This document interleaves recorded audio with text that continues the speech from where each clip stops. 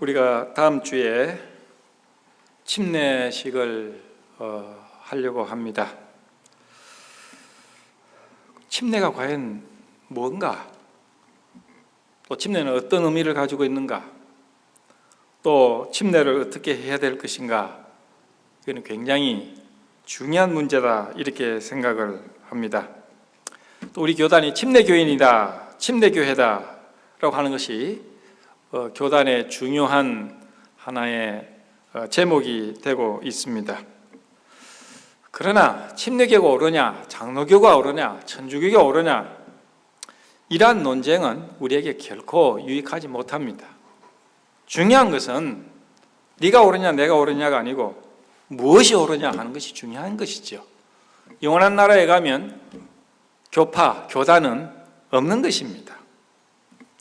우리가 주목해야 하고 의지해야 될 것은 하나님의 말씀입니다.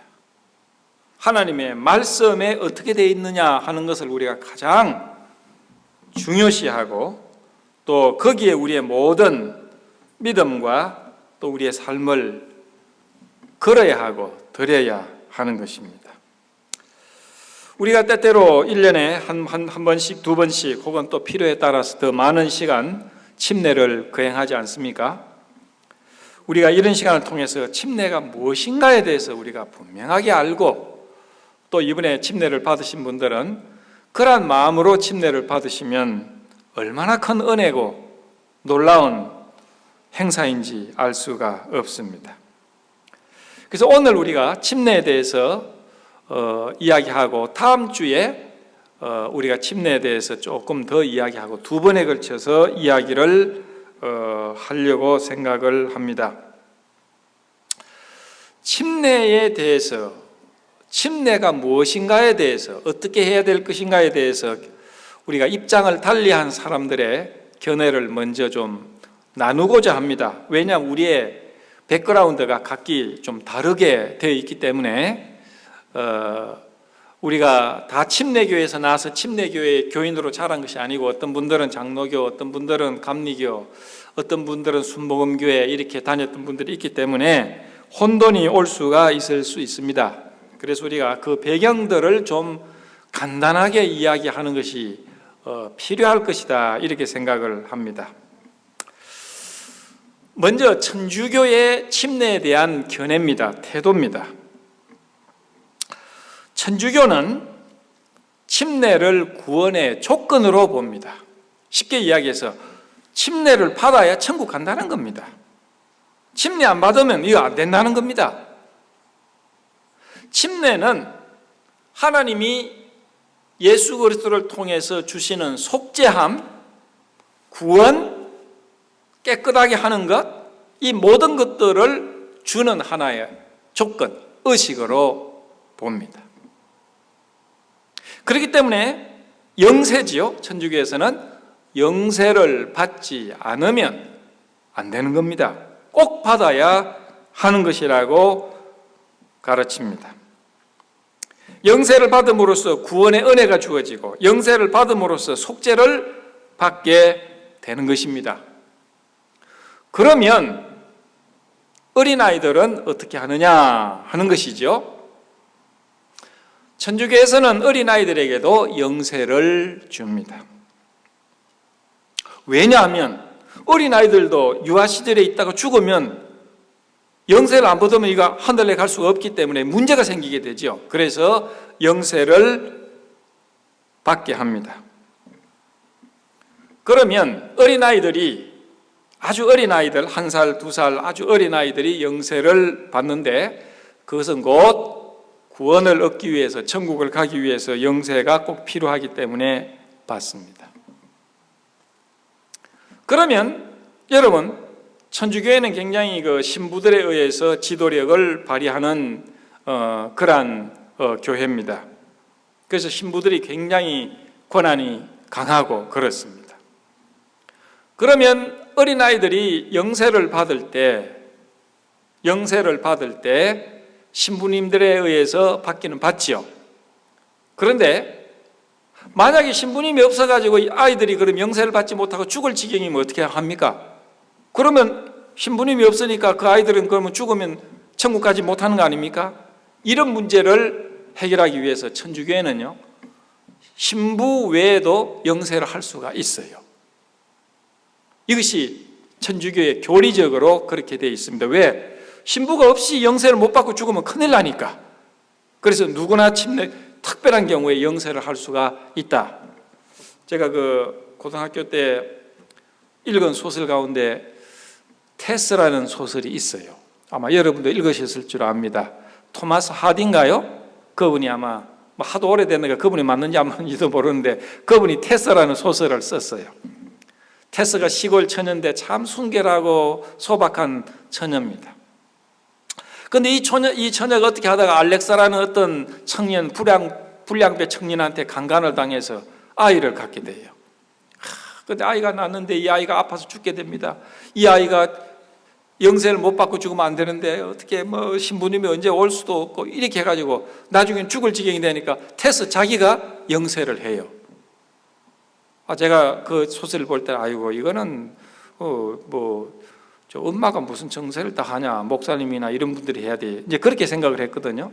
근데 그것이 이해가 되는 게 천주교에서는 특별한 경우에 영세를 할 수 있습니다. 왜 그러냐? 영세 없이는 천국에 갈 수가 없기 때문에. 그래서 모든 하나님의 구원의 은총이 영세라는 걸 통해서 주어지는 겁니다. 그래서 믿는 사람의 자녀들 영세 받을 수 있고 믿지 않는 자녀들이라도 영세를 받을 수 있어요. 그리고 심지어 믿지 않는 사람들도 영세를 할 수 있는 법적인 것이 있습니다. 왜? 그것이 구원의 조건이니까요. 그러나 참 성경을 보면 이것은 우리에게 상당히 큰 문제가 있는 것이다, 그렇게 생각을 합니다. 왜? 성경적인 진리와 성경적인 사도행전적인 경우를 보실 때 우리가 그렇게 되어 있지 않기 때문에 그렇습니다. 두 번째는 루터교에 대한 입장입니다. 마르틴 루터는 이제 15세기에 천주교로부터 종교개혁을 했습니다. 천주교회가 타락을 하고 그저 돈을 받고 영원히 지옥에서 천국으로 갈 수 있도록 그렇게 했기 때문에 너무나 이게 문제가 너무 많고 비성경적인 것이 너무 많으니까 마르틴 루터는 안 되겠다, 이걸 개혁을 해야 되겠다. 그래서 100몇 개의 질문들을 쭉 써가지고 성당의 문에 받고 토론합시다 그랬어요. 마르틴 루터는 나는 천주교에서 나와가지고 독립하겠다 그런 마음이 없었어요. 다만 잘못된 거예요. 성령에 비해서 잘못된 거에 대해서 이야기를 합시다. 이거 고쳐나갑시다. 그거였어요. 그 마르틴 루터는 나는 독립해서 내 교파를 만들게, 그런 마음 전혀 없었습니다. 그런데 파문을 당하지 않았습니까? 루터교는 어떻게 보느냐? 루터교도 세례를 통해서 구원이 이룩된다고 봅니다. 그런데 조건이 있어요. 세례를 받는 사람은 예수 그리스도를 영접해야 된다, 믿음이 있어야 된다, 그 조건을 걸었어요. 왜? 종교의 개혁자들은 믿음으로 얻게 되고 믿음만으로 구원을 얻는다, 이것을 주장을 했기 때문에. 그래서 이 개혁자들은 예수 그리스도를 믿는 믿음만으로 구원을 얻고 성령만이 유일한 옳은 것이다, 그렇게 믿었기 때문에 세례를 통해서 하나님의 구원의 은총이 주어지지만은 세례받는 사람은 믿음이 있어야 된다, 이렇게 보는 것입니다. 약간의 다르죠. 그러면 자녀들에 대해서는 어떻게 하느냐? 자녀들도 영세 혹은 세례를 줄 수 있습니다. 어린아이들이 뭘 안다고 세례를 줍니까? 루터교는 믿는 부모들의 자녀들만이 어린아이들 유아 세례를 줄 수 있다. 유아들이 그럼 예수 그리스도를 모르는데 어떻게 합니까? 부모의 믿음을 통해서 줄 수 있다, 그래요. 부모의 믿음을 통해서. 그런데 여러분 생각해 보십시오. 내 믿음을 가지고 저 사람 믿음으로 사용할 수가 있겠습니까?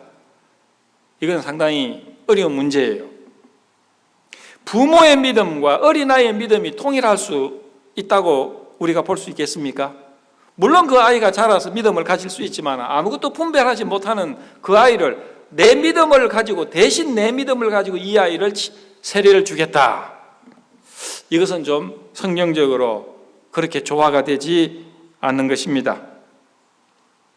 부모의 믿음을 의지해서 믿는 자의 자녀를 세례를 줄 수 있다라고 보는 것이 루터교의 입장입니다. 그 다음에 통상 장로교라고 말할 수 있는 교단의 입장입니다.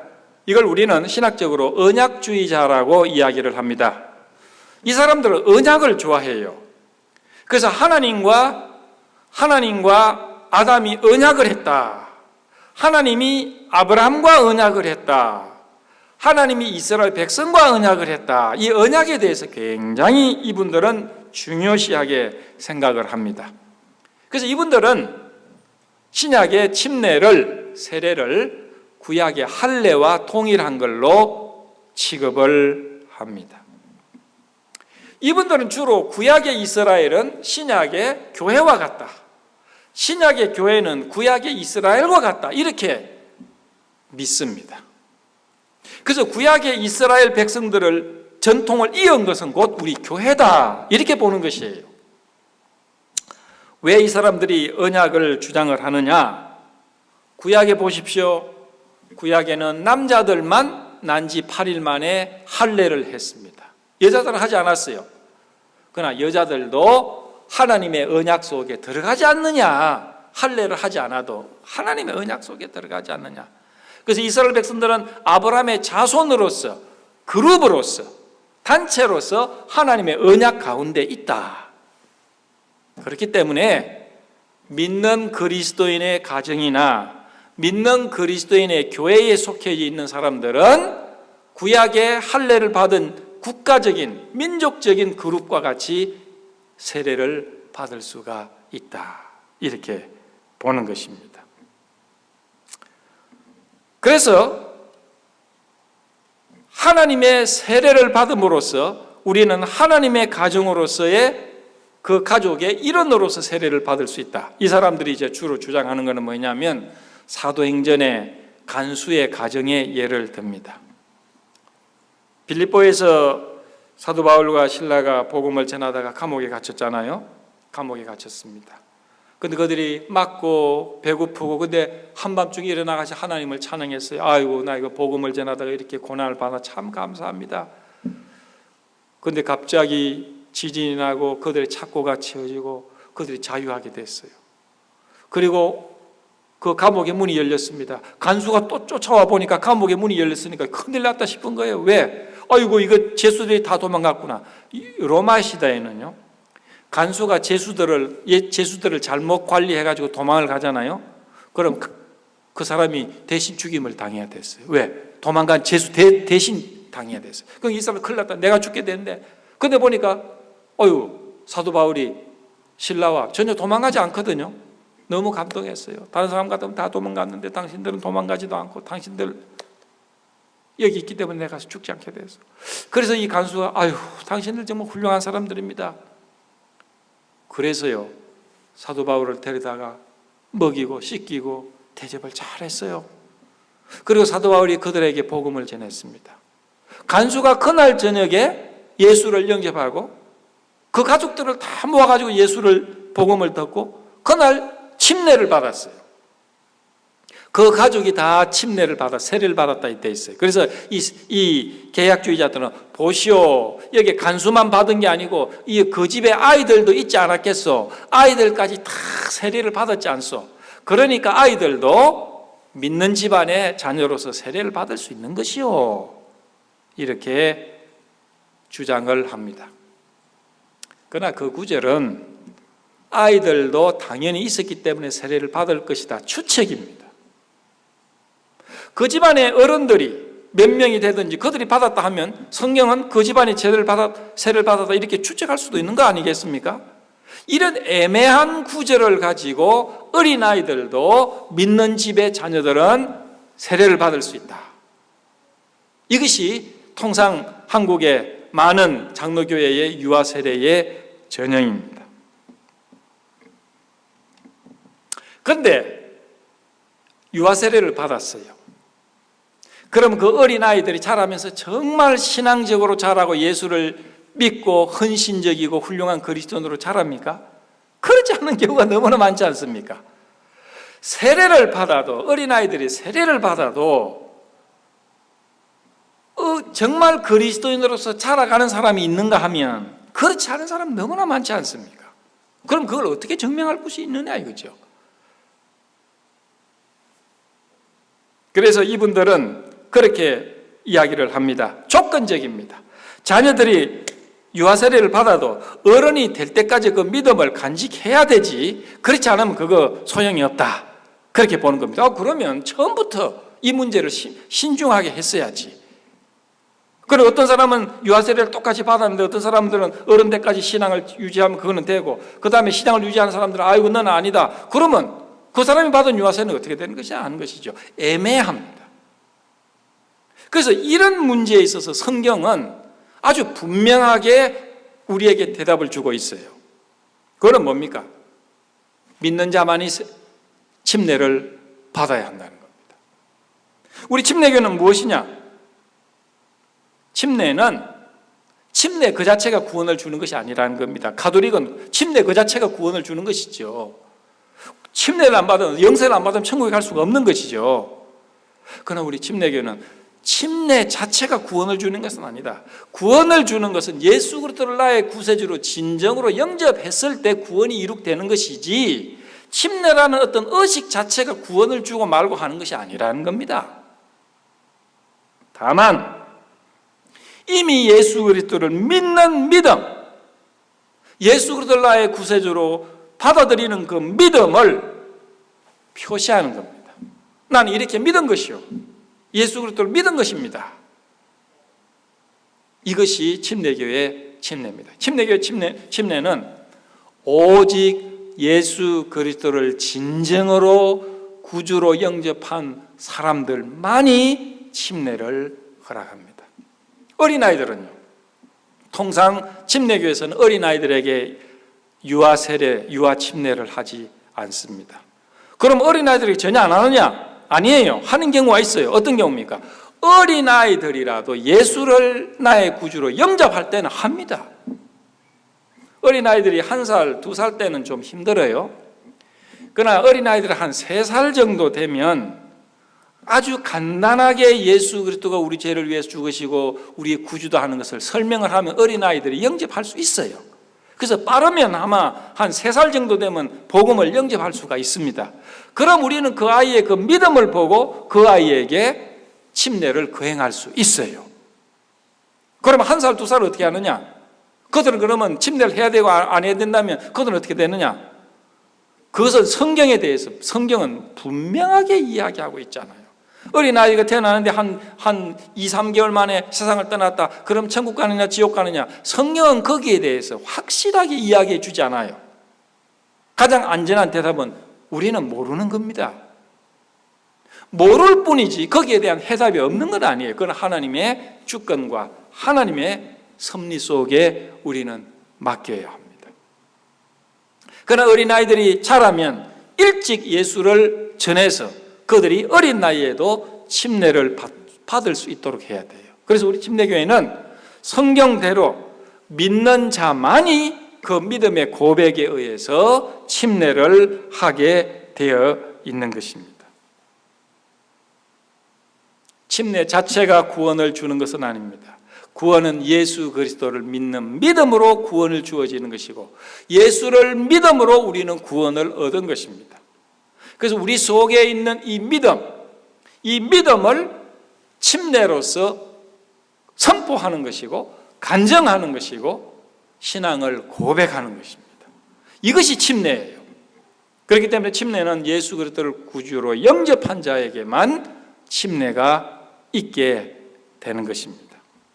그저 영세를 막 준다고 해서 그 사람들이 그것 영세 받았다고 해서 하늘나라에 간다면 아주 하늘나라에 가기 쉽잖아요. 왜? 누구나 가서 그냥 이렇게 하면 되니까. 제가 간증을 한 이야기입니다. 제가 군대 생활을 철원에서 했는데요. 이번에 한국 나가가지고 그 철원에 2번이나 갔어요. 36년 만에 한 번도 안 가던 군대 제가 있던 부대로 2번이나 갔어요. 왜냐하면 미군 유해 그 찾는 것 때문에 갔는데 아직 못 찾았지만은, 근데 그때 생각을 해요. 이제 제대를 얼마 앞두고 이제 있었는데 이제 상부에서 사단에서 사람들이 왔어요. 이번에 육사단에 철원 육사단에 합동 세례식이 있습니다. 그런데 이 수색 대대에 몇 명이 할당이 됐습니다. 그리고 셋으로 나누니까 수색 1중대에 몇 명이 세례를 받아야 됩니다. 그걸 병사들을 보내주세요. 그래서 제가 참 이상하다. 그런 저는 본래 장로교 출신, 세례를 받으려면 목사님 만나서 상담도 해야 되는데 상담도 안 하고 애들 몇 명 보내라. 이건 말이 안 되는 이야기 아니요. 그러니까 사당 군정부에서 나온 선임하사가 중사인데 그렇게 해야 되지만 지금 일일이 어떻게 할 수가 없고 하니까 그냥 좋은 식으로 어떻게 합시다. 얼마 후에 대대장이 불러요. 야, 너 교회 나간다는데 우리 수색 1중대, 2중대, 3중대 전부 다 모아가지고 네가 인솔해. 그런 거예요.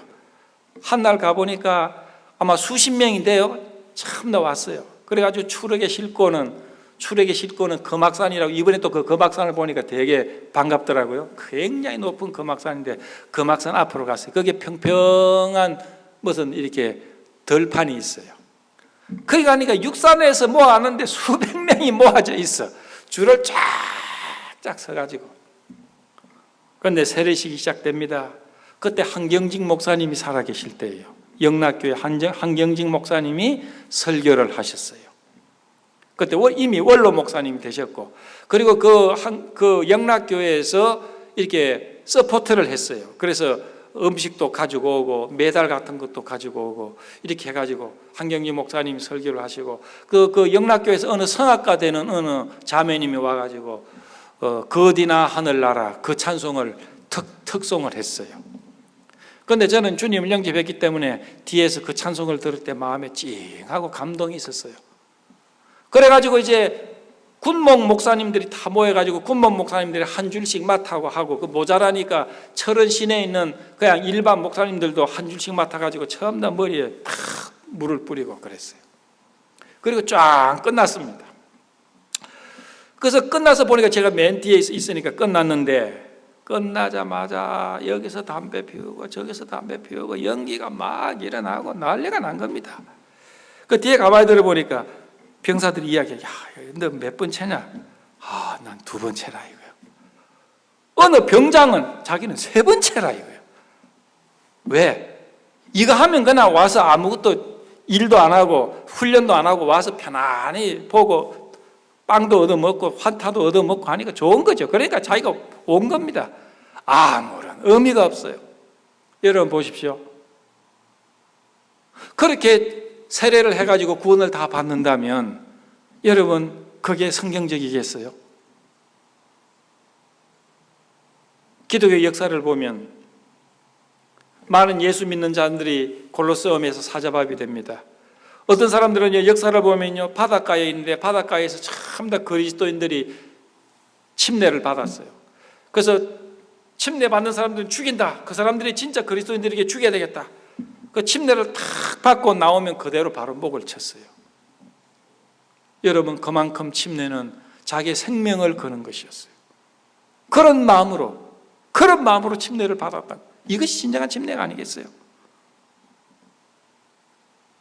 우리가 이 세상에서 목이 달아나도 영원한 나라에 내가 들어갈 수 있다는 확신이 있을 때, 그런 믿음을 침례를 했을 때 얼마나 그게 복된 것이에요.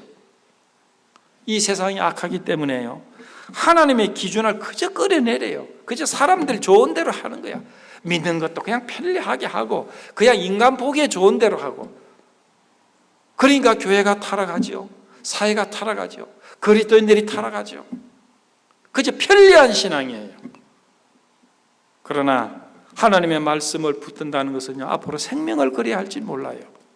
지금 미국이 며칠 전에 대부분이 판결한 거 있잖아요. 이거는 이제 뭐 캘리포니아 주정부도 아니고 이제 연방 정부에서 그랬기 때문에 이게 상당히 그리스도인들에게 압력이 됩니다. 미국도 더 이상 기독교 나라가 아닙니다. 누가 기독교 나라라고 합니까? 아닙니다. 전혀 아닙니다. 어느 분이 그래요. 과거에 공산주의 나라였던 소련보다도 미국이 종교적인 자유가 없다는 겁니다. 종교적인 자유가 없어요. 학교에서도 성경을 가지고 성경을 읽고 기도하면요, 방해받아요. 어디 그런 나라가 어디 있습니까? 그런 나라가 기독교 나라입니까? 우리의 믿음에 대해서 하나님의 말씀이 어떻게 되어 있는가에 대해서 있는 그대로 믿으려고 했을 때 우리는 핍박이 있을 수 있어요. 손해가 있을 수 있어요. 편안하게 믿으려면요, 얼마든지 편안하게 믿을 교회 많습니다. 예, 아주 편안한 데 많아요. 술, 담배 다 해도 별 문제가 없어요. 그 다음에 세상에 마음대로 타락을 해도요, 별 문제가 없어요. 예, 죄를 지적하지 않아요. 편리하게. 여러분, 이것이 진지한 신앙일까요? 아닙니다. 성경에 그랬어요. 천국으로 인도하는 물은 협착하여 찾는 이가 적다. 그러나 멸망으로 인도하는 물은 뭐예요? 넓어서 찾는 이가 많다.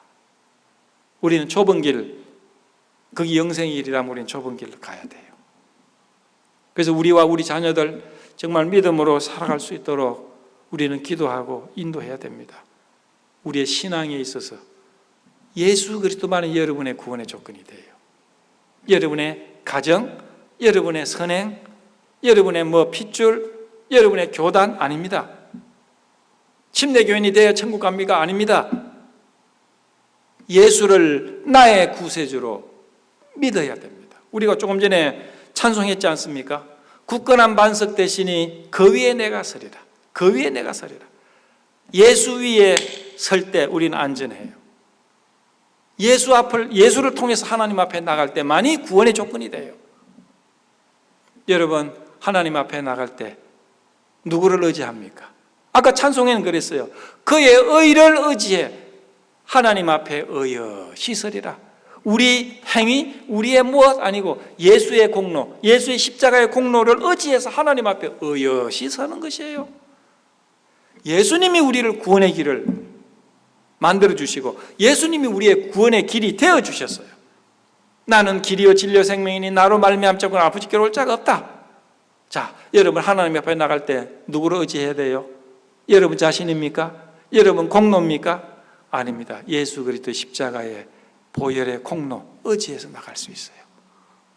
이것이 예수 믿는 것이에요. 너무나 많은 사람들은 자기 공로를 믿어요. 자기 경건을 믿어요. 자기 자신을 믿어. 그러니까 자기가 예수야.